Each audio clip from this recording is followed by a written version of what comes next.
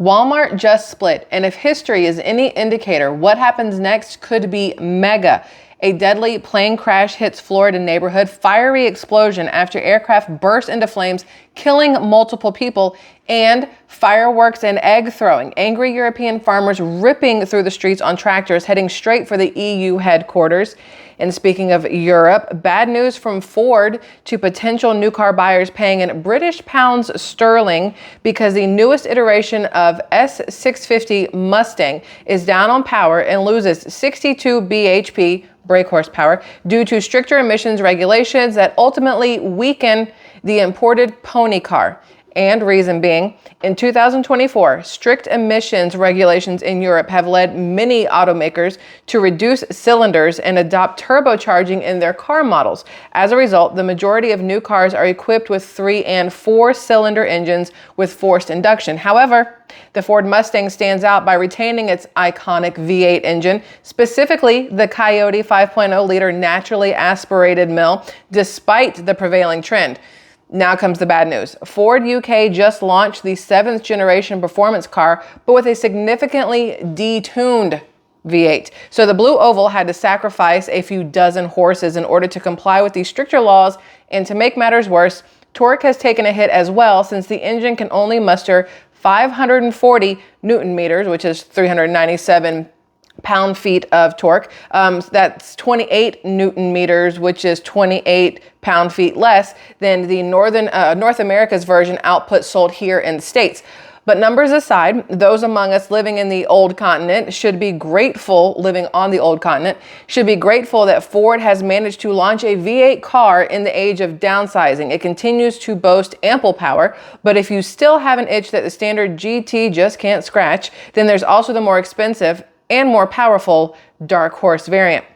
But for UK enthusiasts, Ford's flagship Mustang for Europe belts out 448 horsepower and 540 Newton meters, or 397 pound-feet, which means it's handicapped by 52 horsepower and 28 Newton meters, or 21 pound-feet. You can have it with a 6-speed manual gearbox, which I would pick every day, in which case the sprint to 62 miles per hour takes 5.2 seconds en route to 163 miles per hour. Or you guys can go for the 10-speed automatic transmission, and it gets the job done a lot quicker in 4.4 seconds, but it tops out at a lower 155 miles per hour, and it's not nearly as fun as slamming gears in a manual, just so we're all fully aware. Now, in the UK, it starts at, get this, 55,585 pounds for the GT and rises to a little over 65 quid for the Dark Horse. At current exchange rates, that works out to about $70,900 and $83,700 respectively. Now, it's predictably a lot more expensive than its American cousin, available from $42,710 in GT guys and $59,485 for the Dark Horse, with the major difference being primarily due to the value-added tax, VAT, of 20%.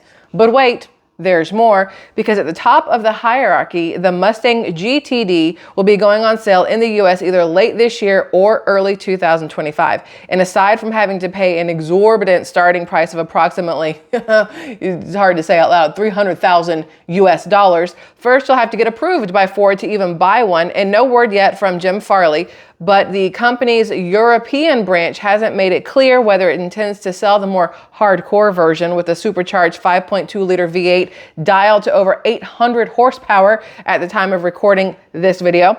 But perhaps if they do, it will be hush hush, or a secret, like they're trying to keep it on the down low, because Ford does that now. Case in point.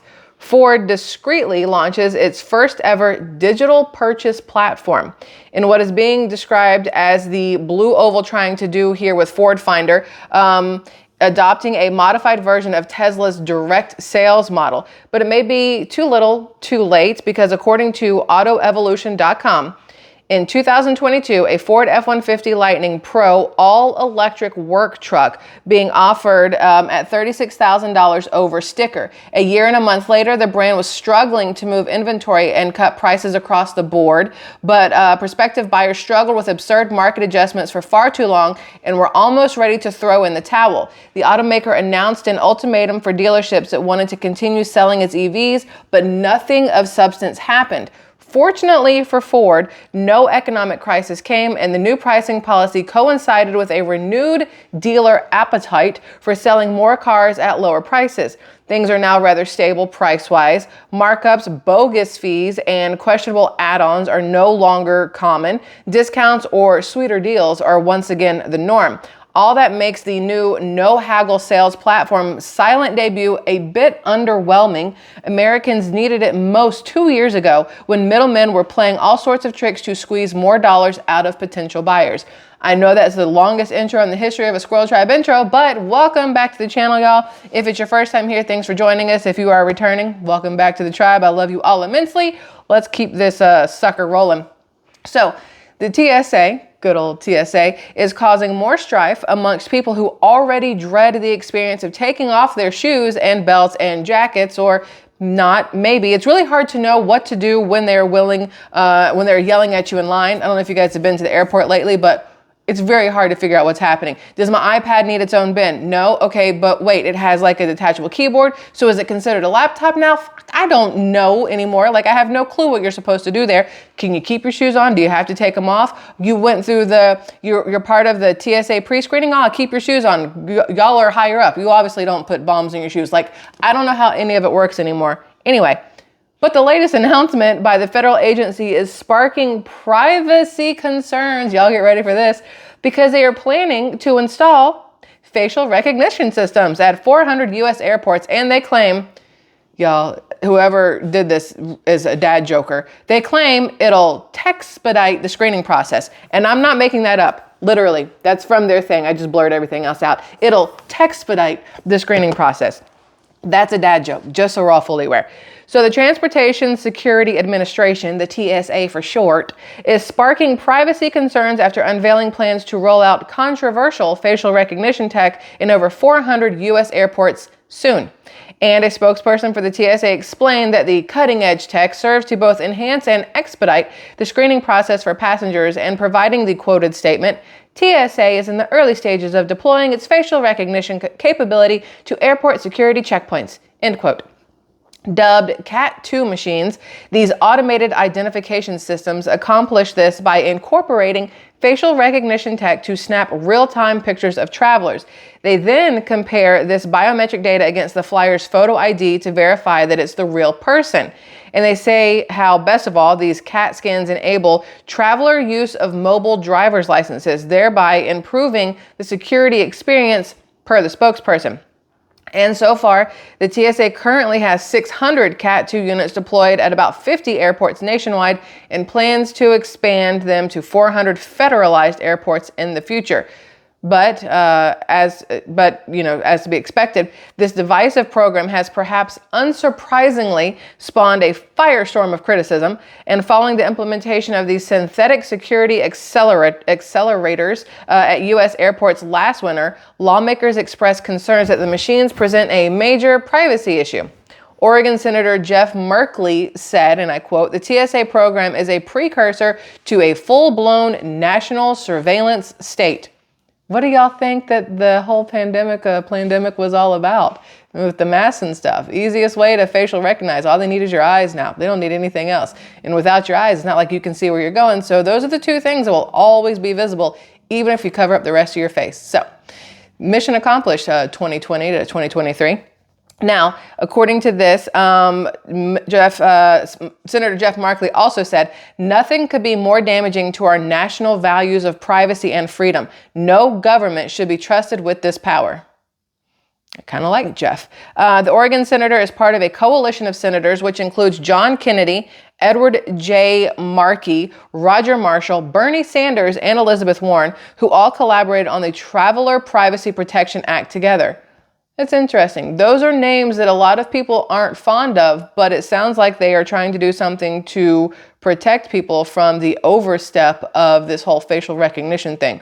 I'd like your thoughts on that in the comments if y'all don't mind. Now, a blurb taken directly from the site reads, this new legislation would empower travelers in the United States with control over their privacy by banning the use of facial recognition technology and the collection of facial biometric data by the Transportation Security Administration, TSA, in U.S. airports, end quote. But the TSA assures the public that automated ID checks aren't mandatory and that the data won't be used for purposes other than screening passengers. Okay, yeah, we believe everything y'all say. With claims of the technology being completely voluntary and how passengers may be able to opt out without losing their place in line or any delay in getting through security screening. And according to the TSA site, travelers who decide not to be scanned will undergo a manual ID check by the TSA agent at the podium, but I am sure that will soon be phased out or become less than desirable and extremely inconvenient, therefore forcing you to go the route you don't want to go with the facial recognition. Our freedoms are often lost for the sake of convenience. A recent Black Mirror episode that we watched is coming to mind right now. I don't know if you guys watch Black Mirror, but there's some episodes out there. If you go look at the one, if you watch Black Mirror, it's on Netflix. Just look up the one called, I think it's called Joan is Awful. It's got Salma Hayek in it. It's very, very interesting. But as for the privacy violation implications, they declared that the tech is solely used to automate the current manual ID checking process and will not be used for surveillance or any law enforcement purpose. So they say. They insist TSA is committed to protecting passenger privacy, civil rights, civil liberties, and ensuring the public's trust as it seeks to improve the passenger experience through its exploration of identity verification technologies. Obvious concerns over facial recognition software extend beyond the airport. And for good reason, whereas much like back in December, bankrupt pharmacy chain Rite Aid was banned from using the tech for 5 years to settle Federal Trade Commission charges that it falsely flagged thousands of customers as potential shoplifters while utilizing facial recognition, security cameras, and other tech. Now, in other aviation news, this is very sad. Breaking news, latest from what just happened last night. I actually put up a community post on the channel this, like as soon as it was on the news about breaking news that it had happened. Put up a community post so you guys could see. The headline read, "Several die as small plane crashes into mobile home park here in Florida." And the pilot had reported an engine failure before the single engine plane crashed into a home before setting the entire area on fire. Let me see if I can get this up here and show you. I've got the link to the article here. Pilot and 2 people on the ground killed after small plane crashes into Florida home park, FAA says. Like I said, I put up a screenshot yesterday from the news station, just breaking news, showing what had happened. But this was in Clearwater area. Let me get back to my stuff. Okay, so what I understand, 3 people died after a small plane crashed into a Clearwater, Florida mobile home park and set homes on fire last night. Now, according to the FAA, the victims include 1 person on the aircraft and 2 people that were on the ground. The crash happened around 7 p.m. and the firefighters worked through the night on hot spots to so they could get to the deceased victims.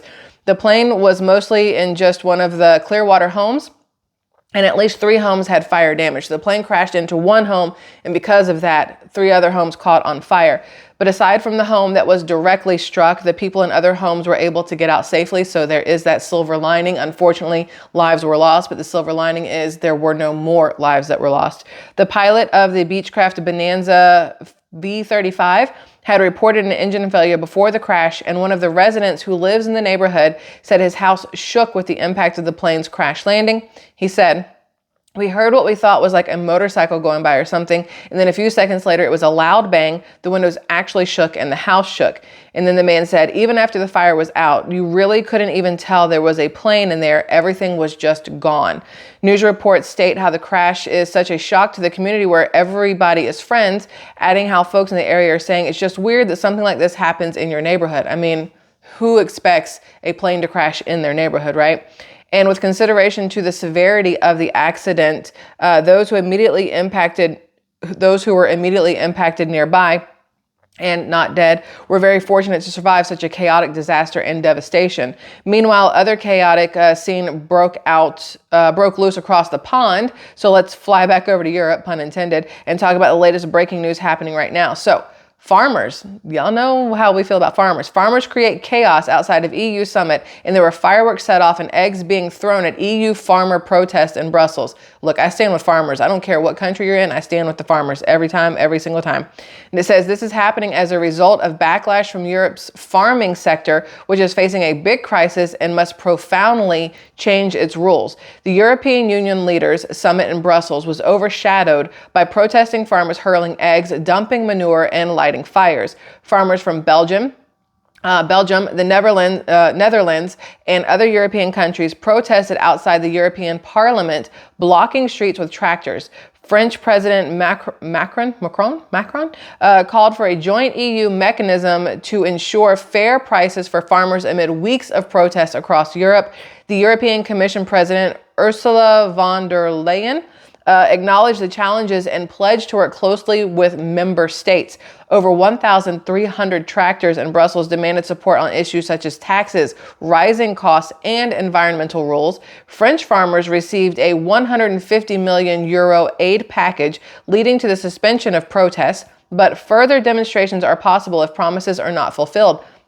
I don't know if you guys saw it, but I would say, I think maybe a week or two ago, it was all over social media. There was pictures, I saw them on Instagram, pictures of just hundreds, if not more, tractors lining the streets and making it so cars couldn't come by, nobody else could get by, because that's how they were protesting. Just like right now here in the States, we have the semi trucks and things like that. God's Army, I think it's called. And then Canada had a whole thing go through Canada as well.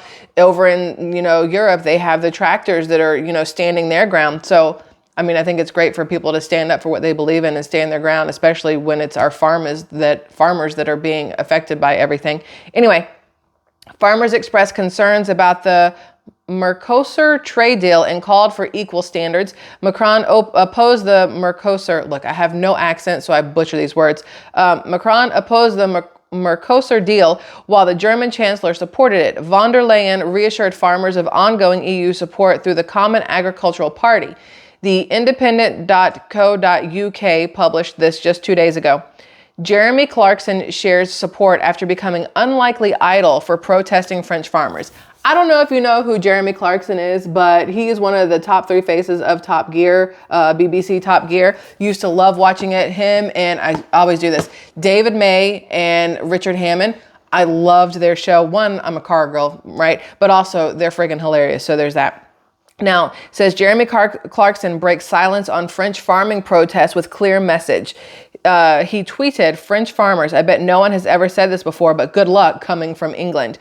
Despite the former Top Gear star having opened his own restaurant at his diddly squat farm in Cotswolds in a barn following the success of his documentary series, Clarkson's Farm, on Amazon Prime, The Grand Tour, Jeremy Clarkson has reportedly closed it down after battling controversy following a long-running row with planners.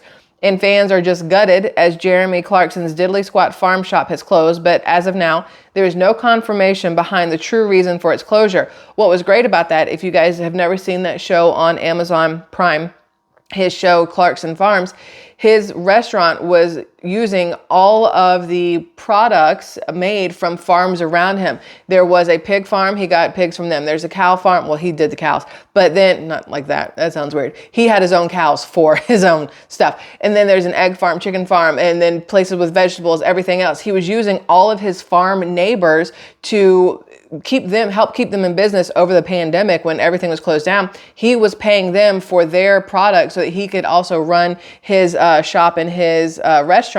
And it was great. It was an entire community working together to feed an entire community. It was absolutely amazing. But of course, the powers that be had an issue with it. They didn't want him to build a restaurant on his land.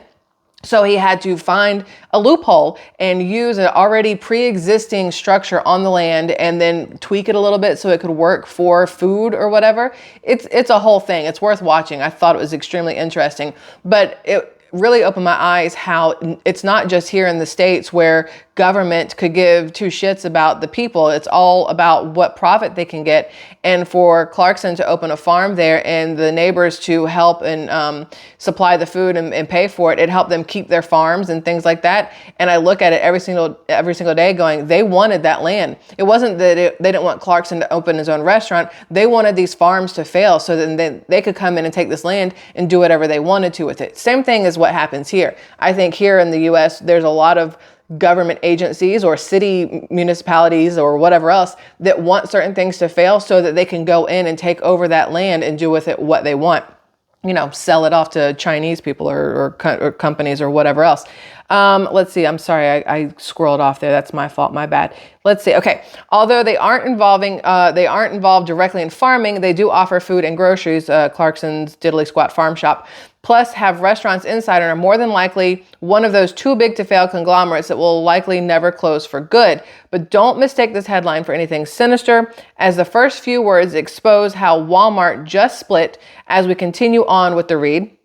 CNBC says that Walmart just split its stock, and history shows what will happen next with mega cap. And even though the NASDAQ and the S&P 500 were down, this stock is up. Walmart has announced a 3-for-1 stock split scheduled for February 23rd, where investors will receive 2 additional shares for each share owned.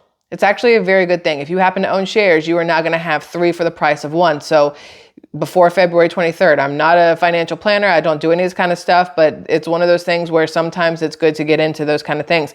While this might seem like a way to triple your money, stock splits merely change share count, but not the overall value. Keep that part in mind. Walmart's motivation behind the split is to allow its associates to purchase whole shares instead of fractional ones, fostering an ownership mentality among employees.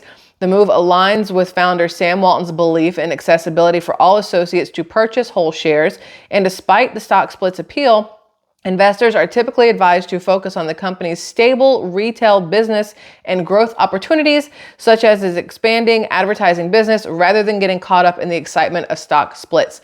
Now, I will say the Fortune 500 company I used to manage for and worked for, when our stock split, we were given a second share for every one that we owned or whatever. And that was actually great when its price started to go up, because now you had it. I don't know how to do, I can't math. My math isn't mathing, but I don't know how to explain it because, again, I'm not a financial person. But when it split, it seemed like it was going to be a bad thing. Like a lot of people were against it. But then when the stock price started to go up, it actually worked out better for a lot of people. So I don't know if you guys have ever dealt with that, where you've had stock that has split, or, 2-for-1, and how it worked out for you. If you want to leave comments on that, that would be cool. Thanks for hanging out with me here for this. Max has calmed down. You can tell he's over here now, just chilling with his head next to my lap. But I hope you guys are having a fabulous Friday, Squirrel Tribe. It is beautiful here where I'm at, so I'm about to take my butt outside in the sun and enjoy a little bit more beach time. Go walk on the beach. Did it this morning. Gonna go do it again. Nothing like your toes in the sand. That's all I gotta say. Listen, I love y'all immensely. Have a fabulous day. See you later. Bye.